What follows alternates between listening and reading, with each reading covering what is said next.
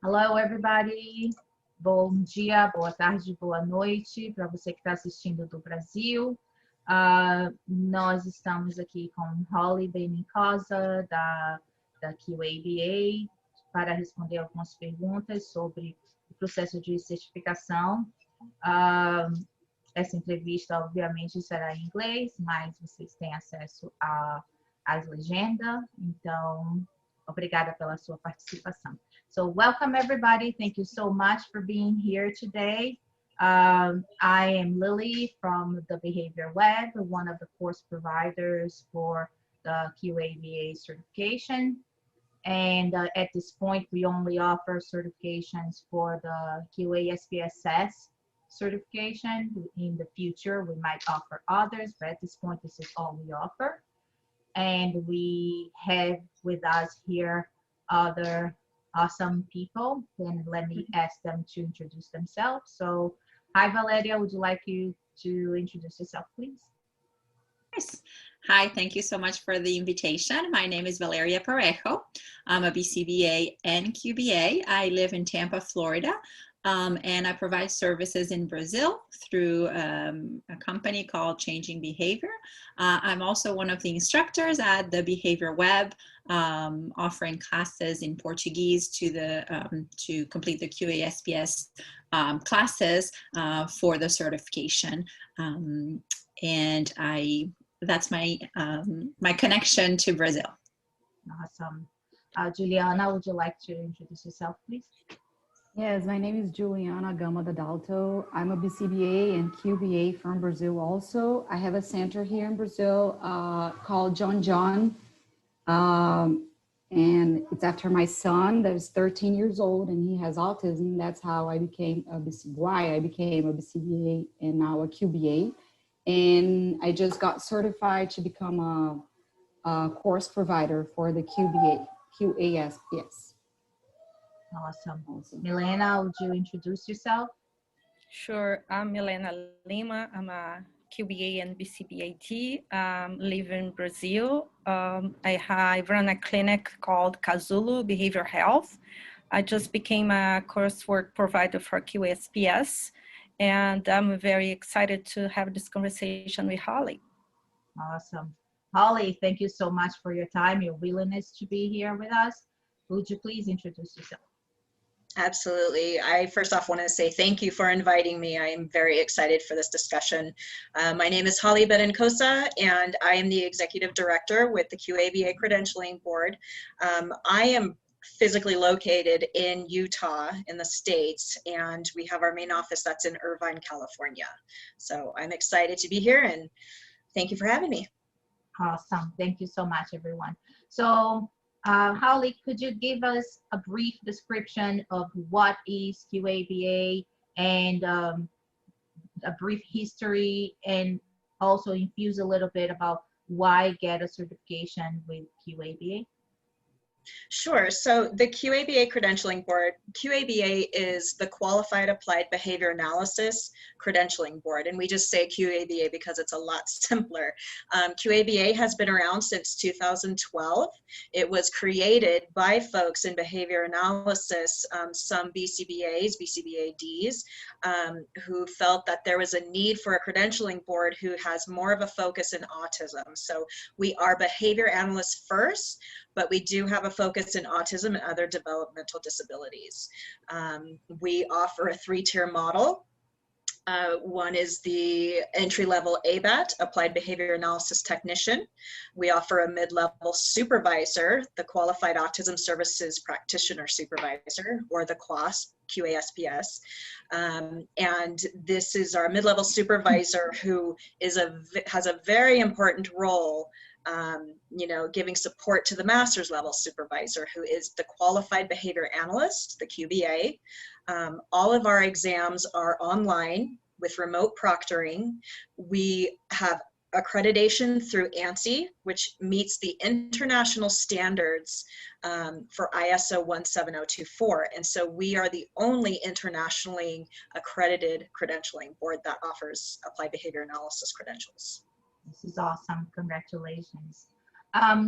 Mylena and Juliana, would you talk a little bit about the status of applied behavior analysis for autism in Brazil, both in terms of training and practice, and if there are any gaps that you could briefly let us know about?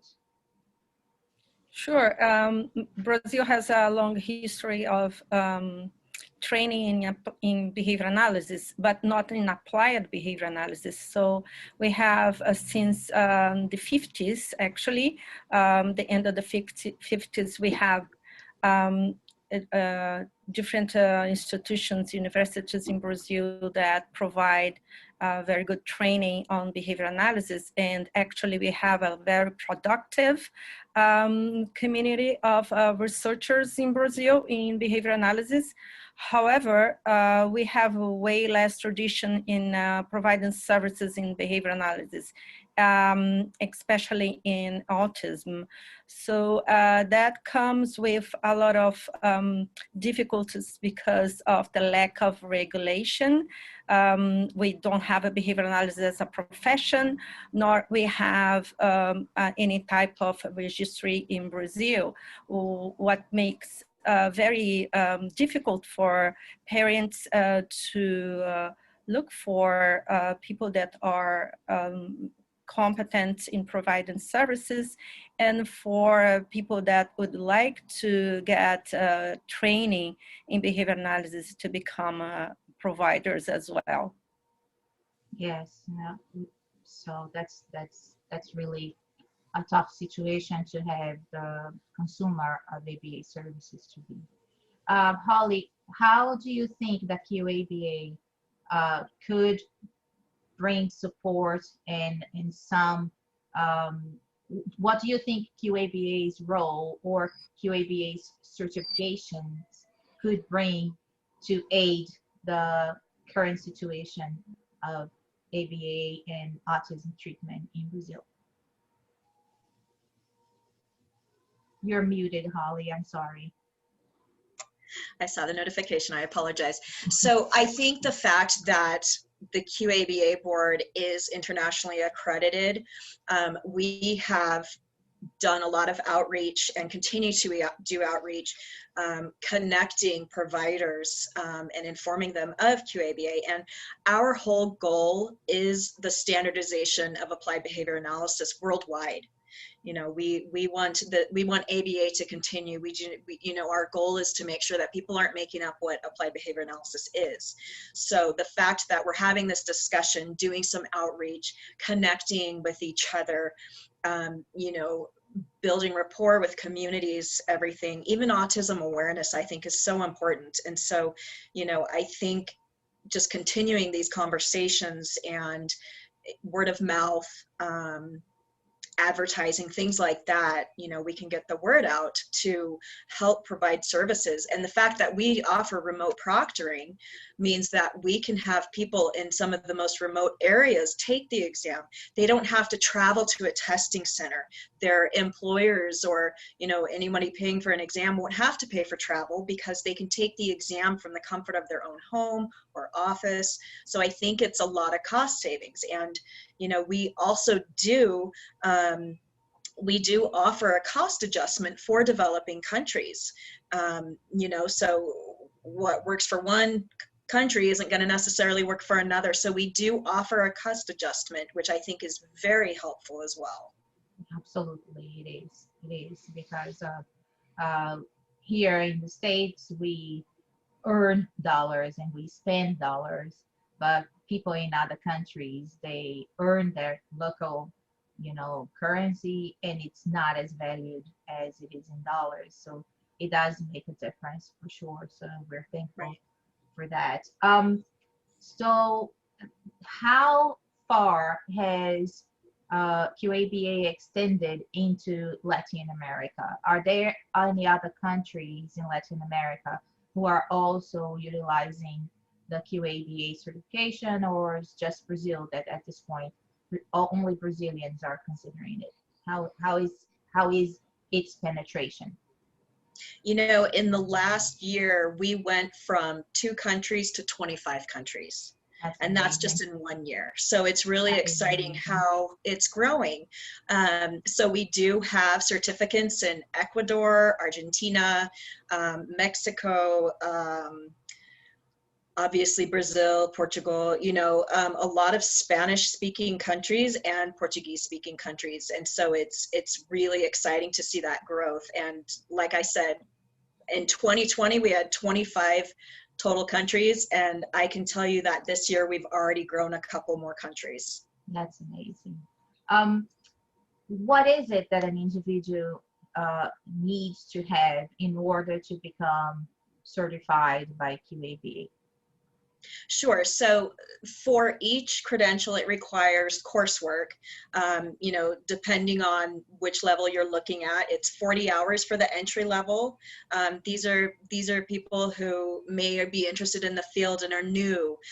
So that requires 40 hours of coursework and 15 hours of supervised field work. So, you know, that supervision piece I think is really important, because then it shows that you're putting that knowledge into practice. And so that goes for all 3 levels. Everybody has to complete coursework, fieldwork verification. They need to pass a competency exam, and then they'll be able to go ahead and practice. But the maintenance portion of their credential continues after they are certified. So they still need that supervised field work to make sure that they are still on top of what's going on. They need to go into continuing education, collect courses, do additional trainings, and yeah, and I don't know, I love it. I love the process. Yeah, so what you're saying in essence is that QABA embraces the model of scientist practitioner. So Yes. Even after we are fully practitioners, we are still required to continue studying and developing as a professional. And Exactly. So you mentioned that every level still has supervision, including the master's level? So the master's level, the QBA, has supervision until that person is certified. So once they have completed their certification, they've passed the exam, they do not need supervision. They provide supervision for the other levels and candidates who are applying for that master's level supervisor. That the QBA requires 32 CEUs for renewal. So they are still continuing their education and training, but they don't need supervision because they're the top tier. In terms of the amount of hours of supervision, for the QAS PSS, they are essentially, they have the title of supervisor, and they are, you know, credentialed and trained to supervise the AVATs, but they still have to maintain supervision after passing the exam. So the question is, do they have to maintain the same level of supervision, the same amount of supervision prior to passing the exam to post the exam?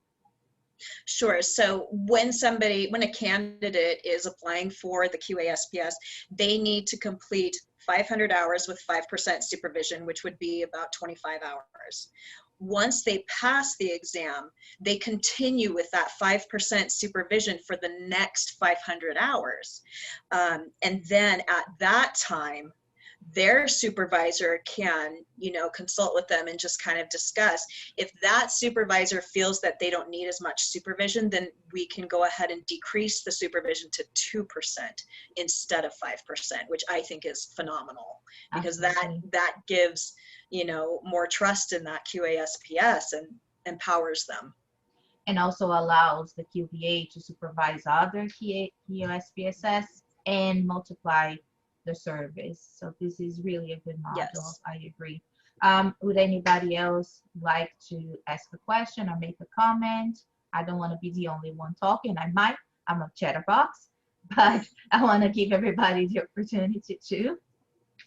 So I have a question. I would like to know what Hollie thinks about this dialogue, this conversation with other cultures, because when you go to different countries, you all of a sudden you have a different way of, you know, the people go about the day-to-day life, and how the QABA is taking that necessity of cultural sensitivity to make sure that it is relevant for each culture to have the training and the supervision and all the safeguards that certification can provide to a professional. Well, first of all, I would love to say that I embrace different cultures. I love learning about people and cultures, and like I said, I got to get down to Brazil because I would love to be immersed in it, right? So one of the things that we've done is QABA has created an international standards committee, and this committee has been so helpful. They are basically representatives from around the world, different countries, and they bring so much knowledge to QABA. Obviously, I'm not in other countries, so I don't exactly know the process there. I don't know, so getting their information is so important. And so what we've done is we've gathered some of their thoughts on our code of ethics, and we have revisions that have been made and are still being made to be more inclusive. Because in the US, it's interesting because one thing is gifts. A lot of people, you're not allowed to accept gifts, whereas in some of these other countries, that's considered rude. So we do have a lot of cultural considerations that we discuss. Some other revisions that have been made and are being made is the point of privacy and confidentiality. In the States, we have HIPAA laws. Well, in Pakistan, they don't have HIPAA laws, so the International Standards Committee has come together and helped create guidelines for these privacy and confidentiality sources, so that way we can uphold those standards worldwide. Excellent. Yes, it's a great thing to see that QABA as a board is open to feedback and a conversation with people in other cultures and in other countries. As a member of the community that uses the board, I always feel very grateful of how accessible the board is. So that is really, it makes me feel part of a team. Yes. Would anybody like to comment on the cost that it would be to not have such a certification in places like Brazil? Yes, Valeria. I can comment, and of course, I would love for Juliana and Mylena to talk about this too, since they are in Brazil currently and working. For me, the certification, and I'm a recent QBA. I got inspired becoming a QBA when it was clear that it would be the only international certification available that was offered, and I felt that it would provide the public in Brazil an opportunity to have at least standards of what is expected of a behavior analyst with a certification, international certification. Even though Brazil has a great tradition of behavior analysis, like Mylena said before, the part about service provision in behavior analysis, particularly for people with autism, is fairly recent, and because there's no regulation currently, families are kind of left to their own devices trying to find someone who is competent, and even though in Brazil there is an organization, an ABA organization that is trying to create a Brazilian certification, they're not quite there yet. And so this would be a good opportunity for families to know that people that hold the credential from the QABA board meet those standards, and so would have a little bit more, feel more confident about the services that they're receiving. So I think that that's one of the advantages of certification, and obviously the disadvantages of not being certified is like, again, unfortunately, families may be getting services that are quote unquote ABA, but you cannot guarantee the level of knowledge for that professional, the level of experience of that professional. So that would be the main risk in my view. Mm-hmm. The risk is for treatment and for outcomes, and I venture to say even trauma. Right. Yes, Lily, that's very, it's a concern. So that is it's a growing concern in Brazil, coming from the people that already do a behavior analysis for a long time. I mean, I'm 30 years in this area, and I can say that I'm the third generation in Brazil, actually. So there is a lot of good people that are trying to establish standards, but it goes very slowly when we consider the need of services. So it's our having the possibility of providing certification such as a QABA is offering is important, so parents can really have access to effective treatment and compare services when they need to, considering the other possibilities that they have, right? So if you can, like Hollie said, you can. You are sure this person went through all these steps to become competent. It is way more better than you just go, and step in the dark without knowing if this person can really provide effective services or not. So I believe that as behavior analysis is our role to provide information for the community and the consumers, so they can make a good decision about how to go about getting the service that they need, right? So it is something that's very important, as you have said. When ABA is not done right, we don't know what can come up in the future, right? Also, I am worried about, I'm sorry, I saw that Hollie wanted to say something. I lost my train of thought. So, Hollie, it's your turn. I was just going to say, parents with autism are having, some of them have a hard time if they don't have services for their children. And so you think about it, and would you want someone to provide services who just went on YouTube and, oh, I know applied behavior analysis? Or would you want someone who went through coursework, supervised fieldwork, and had to pass a competency exam?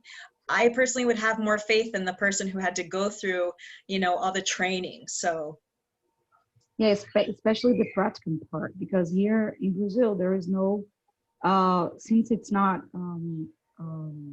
regulated, we have a very hard time telling for the people that are really allowed, or let's say qualified to provide the services that are needed. Like they meet the minimum requirements to become a provider of services that will get results with the kids. So when, like, for example, in my situation, that's what drove me all the way to the United States, and because I really needed someone to take care of my child that I could trust. And it was very hard to get services here back then. It was in 2008 when I had my son. And so that made me go to Brazil, to the United States, and then find services. I lived there for 5 years. So knowing that, I knew that I had to come back. So I decided to study and become masters in ABA, so I could become a BCBA and provide services here and help kids here. That's amazing.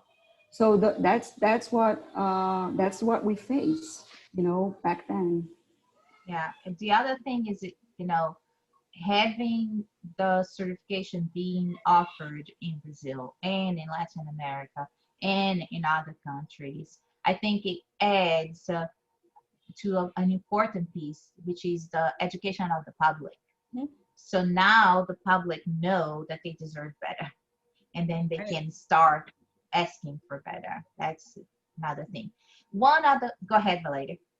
I wanted to add something because, I'm not familiar with the other countries in Latin America, how things are set up, but as Mylena had mentioned previously, we do have a tradition of behavior analysis in Brazil, particularly experimental analysis of behavior, that is decades long. So I think that what the QABA is offering is that a scientist practitioner model, which is very different of what we have in Brazil, because up until this point, you may have highly qualified people in behavior analysis that may have doctorates in behavior analysis, but because their education was focused only on the science part, right? The expectation of their degree was to just be professors and scientists. Even highly qualified people had not been trained in the practitioner portion of our job, which is a totally new set of, has a new repertoire, completely different than what you need to be a successful scientist. And so having that portion, like in order for you to get the certification, you have to be, have the coursework, right? Have the theoretical background. And on top of that, having the supervised experience.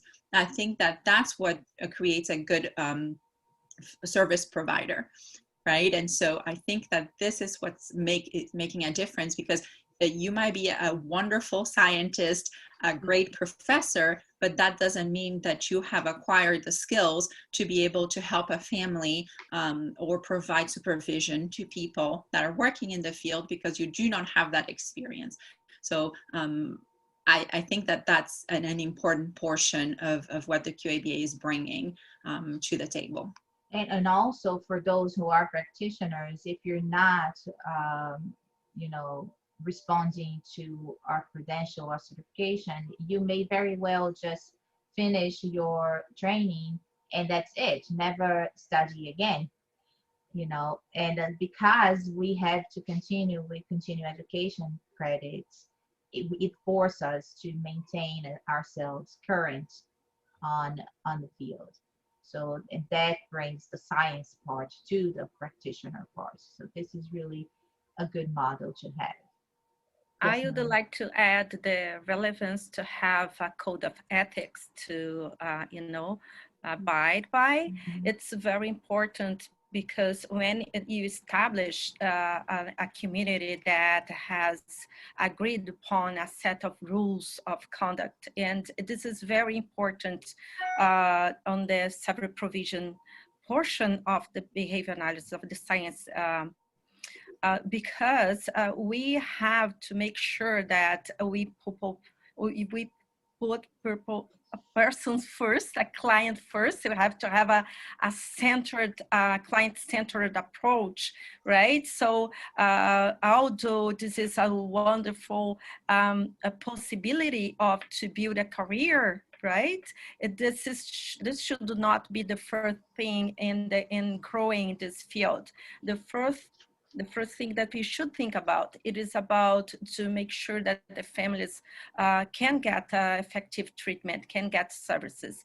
And then in Brazil, we have a very large, territory, which makes it very difficult for people to get services when they are in, different places around the country, and to be able to provide the certification and using technology such online training and supervision, and even the proctoring piece of the testing is very important for us, right? So growing the community of behavior analysis in the way that is sustainable, it's very important for our country. You are unmuted, Juliana. Thank you for that, actually, because it helps us to, at least have how to get qualified and then bring out better treatment for the kids. And after all, that's all what it is about. So we're here for the kids, and we're here for better treatment and qualified people. That's, that's one thing I love about this field too, is we focus on the individual. It's not the same for everybody. It's like that quote, once you've met someone with autism, you've met one person with autism, because everybody's so different. Whereas some folks may need only 20 hours a week, where another individual needs 40 hours a week. It's not the same for everybody. It's very different. So I love that it's individualized. Yeah. So that brings me to another point. So we are, the four of us who are not Hollie here are mostly working with a Brazilian clientele and working towards this certification. The Kazulu, the John, and the Behavior Lab, we are coursework providers. And we made a decision to become coursework providers in a country where there is no law that mandates that anybody become certified, that there is no, the contingencies are not in favor of anybody being certified. Let's just put it that way. And still, we decided to move forward with that. And I'd like each one of us to speak a little bit about that. And Hollie, I would like you, when it comes your turn, to speak of QABA's mission and why is it important for QABA to move beyond the US, beyond North America. So because I'm already speaking, so I'm gonna say, for me, for the Behavior Lab, it was important to bring this certification to Brazil because I received many requests to supervise cases, and there is no way I could serve all the cases that were offered to me. And the only way that I could serve those cases would be to prepare other people to be able to do the job, with a little more grounding, with a little more, with the basic minimum that you need to operate in this field. And not to say that I know everything, I definitely don't. I still need 32 credits every cycle of continuing education, plus another 36 from the BACB. So, yep, it's a lot of studying every year. It doesn't stop. It will never stop. I do not know everything, but the little I know, that's more than those practicing in Brazil. That's the reason that pushes me forward to push for this certification and try to educate the public in Brazil. Valeria? I was going to add too that regarding the question of supervision, having a coursework in Portuguese and having people go through the coursework makes it much easier to provide supervision, because you feel confident that this person has met these requirements. They may not know everything, but they have these basic concepts down. And so you know where to start. Sometimes, like Lily said, people contact me, and when I start talking to people, it would have to start from scratch, because they really do not have enough study, enough coursework to even start working and providing those services safely, especially with a remote supervision, which is what I would be providing. So I think like providing the coursework in Portuguese creates a cohort of people that have that basis, that have solid knowledge of those concepts and principles, and can build up their practices from there. Once again, a lot of courses are available in Brazil, but because there's not a regulation, you can't really tell what people know or don't know when they come to you and say, well, I've studied ABA. right? Having the coursework that is approved, I think clarifies things for the students, but definitely for the potential supervisors. I feel much more confident knowing that, well, someone did this coursework and I know what they're supposed to know, and then I can build up from there. Okay. Well, I believe that one important thing is choice, right? Because one could argue that why not just wait for the Brazilian certification?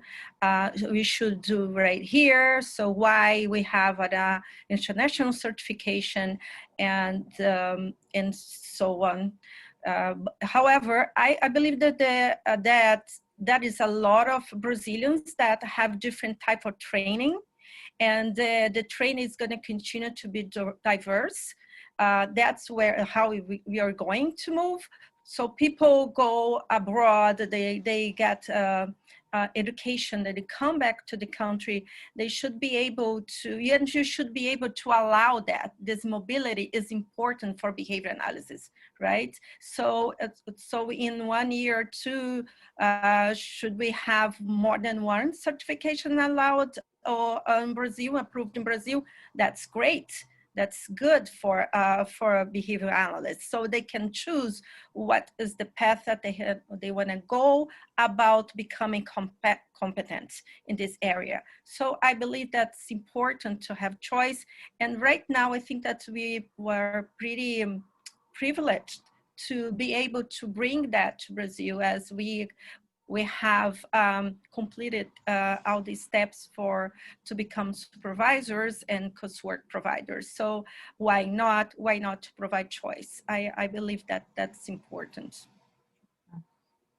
Juliana would like to say something. Now I think that what we have to do is like our main how can I say main task, or like character, or important part, like the most important part that we play right now as ABA providers and services and everything, is that we need to educate everyone and show how important it is to get all those hours of practice going, and to get all the learning and everything that we do, so we can become minimally qualified. And that's the huge difference between knowing all your stuff but just not practicing. There's a huge difference between practicing and not. So that's the most important part that we play right now, because we are educated. When people come to us, we need to educate everyone and tell them, this is the way you should go. And that happened to me back then. You know, like my mentor, she came to me and said, Juliana, oh, you want to open up something in Brazil? Okay, well, that's what you need to do. So that's what we do here. And then people come to us and then we say, okay, this is what you need to do. Because we're not going to be able to be supervising them for their entire life. Exactly. So they need to get going, and they need to learn first and do their things first. Yes, I'm going to help you getting there, but you need to do your homework too, because we're not going to be feeding them knowledge all the time and not getting them, you know, real professionals that will actually help kids. Absolutely. It's about multiplying. Hollie? So kind of along those lines, I think it's amazing. I think this field is amazing because, you know, you are providing services to parents to make their family lives, you know, more successful and just happy and, you know, less frustrating. And so I just think this field is amazing, you know, because you guys are providing the training, you're providing the coursework. And, you know, that's the whole thing with QABA is we want to empower providers. We want to empower you to provide the highest level of care, you know, doing these behavior intervention, you know, however we can help these kids. And we want it accessible to the whole entire world. This needs to be accessible to everyone because autism and developmental disabilities, they don't pick just one area. It's all over the world. And so the fact that, you guys are going forward and doing things like this, doing a discussion to get the word out of what ABA should be, doing your training, expanding the field, it's so important because we need to provide access to everyone, even in the most remote areas, so that they can know that applied behavior analysis works and it will help. It will help individuals be successful. Absolutely. Holly, we talked a little bit about what it is that an individual needs to become certified. Could you let the public know what it is that we need to become a coursework provider? Oh, yes. So to become a coursework provider, it's, I feel like we should make it harder. But, my thought is your job is hard enough.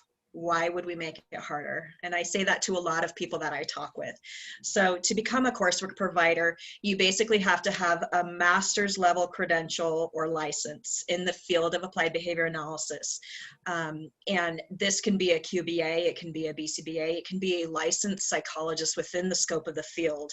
To become a coursework provider. And what you would do is you would just go through the guidelines on our website, make sure your coursework meets those competency standards for whichever course that you want to offer. And then you would provide your certificate, your application, and then a sample of that course as it relates to applied behavior analysis and the competency. So it's quite easy. And, you renew every year, and we actually will post you on our social media, just letting people know that you're a course provider. And it's a great way for the communities to come together. One thing that I want to highlight, Holly, is that we do have to provide a sample. We do have to provide a sample of the material. So there is somebody that validates what we are offering the public, which is different than me just saying, I am a PCBA, I'm going to create a course in ABA. So there's somebody else that looks at the material that I am creating and validates it. And on top of that, it's actually the board. The board is the one who the board of directors is the one that looks at the coursework to make sure it includes everything we need. Yes. And plus, on top of the audit with, the application process, we are continuously audited. Even after we are, coursework providers, we still have to respond to the board on updates of the course material and updates of student progress. So it's not just Lily's course or Mylena's course or Juliana's course. It's a course that QABA is saying they approve. Right. Yep. Yeah. All right, so we are coming about the hour, and I would like to know if anybody has any final questions or comments before we wrap it up. Is there a course in Portuguese to become a QBA, the coursework? So right now we offer the QASPS in Portuguese. I know that there is a need for the QBA and the ABA, so we are working on that. And that's something that I forgot to mention, is that's another way that we are, reaching out internationally, is we are gathering, if there's a need, we're going to fill it. So, we heard from Portuguese speakers, hey, we need Portuguese exams. So we got a committee together, and we have the QASPS now. We also have the ABA in Spanish. We have the QASPS in Arabic and Portuguese. We are working on a Czech translation, Mandarin translation, Japanese. I just had a meeting with Japan, so we'll be doing Japanese as well. So if there's a need, we're going to fill it, because like I said, we need to provide access to the whole entire world, and not everybody speaks English, so can't just be English. Yeah, I can tell you that it is in our plans, but we need to first finish what we started, and then we work on the QBA course. especially because there will be a point that there will be hopefully a lot of QSBSS in Brazil, and we need QBAs to supervise them. So we will definitely work towards that goal. Exactly. Yeah. And we were teammates. So. Yes. Mylena, you had something to say, I thought? Well, no, it's a good feeling to be able to go to a website and look for someone and find that person is certified, and that certification means that this person has to hold all the responsibility to maintain their certification through studying and developing, a way to provide to others education needed, like with continuing education.